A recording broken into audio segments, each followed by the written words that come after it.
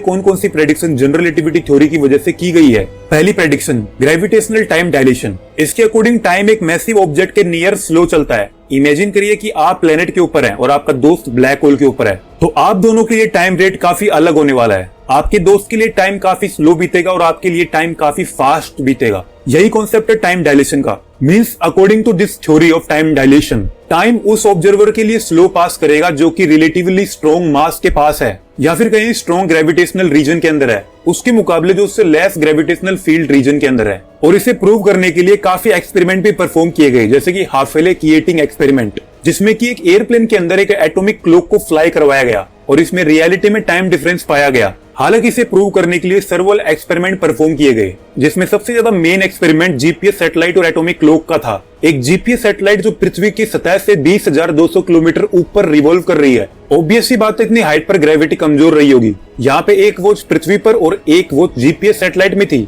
पूरे 24 घंटे इन दोनों के टिक रेट को ऑब्जर्व करने के बाद यहाँ पे इन दोनों घड़ियों के टिकिंग रेट पर 45 माइक्रोसेकंड पर डे का डिफरेंस आया। हालांकि जीपीएस सैटेलाइट 14,000 किलोमीटर प्रति घंटा की स्पीड से ऑर्बिट में रिवॉल्व भी कर रही थी और according to special relativity object की स्पीड भी उसके टाइम को स्लो डाउन कर देती है। यानी कि जो ऑब्जेक्ट जितना तेज ट्रेवल करेगा उसके लिए टाइम उतना ही स्लो हो जाएगा। इसकी वजह से जीपीएस सैटेलाइट के एटॉमिक क्लॉक के अंदर -7 माइक्रोसेकंड पर डे का चेंज आया और यहाँ पे जो नेट चेंज निकल के आया दोनों क्लॉक के बीच में, वो लगभग 38 माइक्रोसेकंड पर डे का आया। सेम हाफले किएटिंग में भी कुछ नैनो सेकंड का डिफरेंस आया। तो इन्हीं एक्सपेरिमेंट की वजह से टाइम डायलेशन थ्योरी प्रूव हुई। दूसरी मेजर प्रेडिक्शन थी ग्रेविटेशनल लेंसिंग, मतलब bending of light by gravity. मतलब जब लाइट वेव किसी मैसिव बॉडी के नियर से पास होती है तो वो बेंड हो जाती है। इसे 1919 के सोलर इक्लिप्स इवेंट में कंफर्म किया गया। पूरा सोलर इक्लिप्स होने के बाद, यानी इस कंडीशन पे, एस्ट्रोनॉमर्स ने सूर्य के पीछे वाले तारों को ऑब्जर्व करने की कोशिश की और शॉकिंगली वो तारे अभी भी देखे जा सकते थे।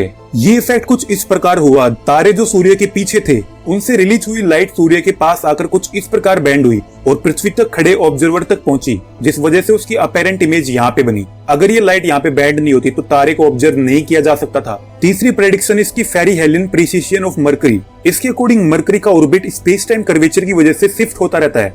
वो कर्वेचर जो सूर्य के ह्यूज मास और एनर्जी से क्रिएट हुआ है। इससे ये पता लगा कि प्लेनेट कभी भी अपने तारे का परफेक्ट सर्किल ऑर्बिट नहीं करते, वो इलिप्स रिवोल्यूशन ऑर्बिट फॉलो करते हैं। फेरी हेलियन मरकरी के ऑर्बिट का वो पॉइंट है जहाँ पे मरकरी और सूर्य के बीच में सबसे कम दूरी होती है। एस्ट्रोनॉमर्स ने 19th सेंचुरी में नोटिस किया कि मरकरी का ऑर्बिट हर सेंचुरी में 5600 आर्क सेकंड की रेट से शिफ्ट हो रहा है। उसके बाद अगली प्रेडिक्शन है ब्लैक होल्स। इसके अकॉर्डिंग ब्लैक होल में मास, ग्रेविटी और डेंसिटी इन्फिनाइट तक रीच कर जाती है। अब क्योंकि डेंसिटी और ग्रेविटी इन्फिनाइट तक रीच कर जाती है तो black hole space time curvature को इन्फिनाइट तक कर्व कर देता है। अब इन्फिनाइट कर्व क्रिएट होने की वजह से वहां पे ग्रेविटी इफेक्ट भी इन्फिनाइट तक रीच कर जाता है, जिस वजह से इसके रीजन में आने के बाद यहाँ से लाइट भी एस्केप नहीं कर सकती। जैसा कि हम पहले ही बात कर चुके हैं कि ब्लैक होल की बर्थ एक मैसिव स्टार के कोलैप्स होने के बाद होती है, यानी कि उसके डेथ इवेंट के बाद होती है। लेकिन उस कोलैप्स कोर के मास के हिसाब से उसकी कंडीशन भी डिफाइन की गई है। कार्ल श्वार्ज़शील्ड ने आइंस्टाइन की जनरल रिलेटिविटी थ्योरी को यूज करके श्वार्ज़शील्ड रेडियस दिया, जो ये डिफाइन करता है कि कितने रेडियस के अंदर आने के बाद कोई भी मास कॉन्ट्रैक्ट और कोलैप्स होने के बाद ब्लैक होल बन सकता है। इसे 1916 में रिलीज किया गया था, जिसके अकॉर्डिंग ये सॉल्यूशन हमें मिला,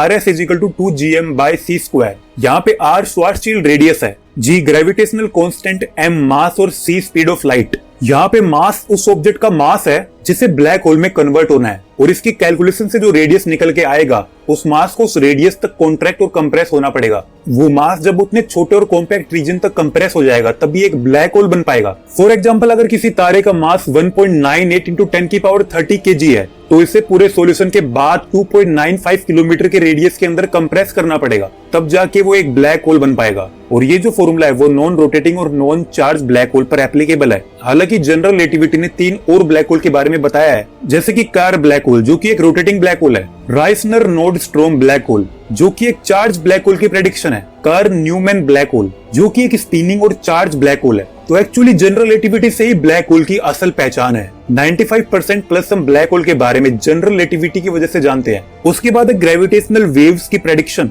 इसके अकॉर्डिंग जो स्पेस टाइम में रिपल्स क्रिएट होते हैं वो वॉयलेंट कॉस्मिक इवेंट की वजह से क्रिएट होते हैं और इन्हें एक्चुअल में डिटेक्ट भी किया गया लिगो ऑब्जर्वेटरी के द्वारा 2015 में। और लिगो के अकॉर्डिंग ये captured gravitational waves black hole के कोलिजन से रिलीज हो रही थी। जिसके बाद expanding of universe. General relativity के अकॉर्डिंग डायनेमिक एक्सपेंशन और कॉन्ट्रैक्शन ऑफ यूनिवर्स अलाउड है, यानी कि हमारे यूनिवर्स का कॉन्ट्रैक्शन और एक्सपेंशन दोनों ही पॉसिबल है और इसे हब्बल ऑब्जर्वेशन और मॉडर्न कॉस्मोलॉजी के द्वारा कंफर्म भी कर लिया गया।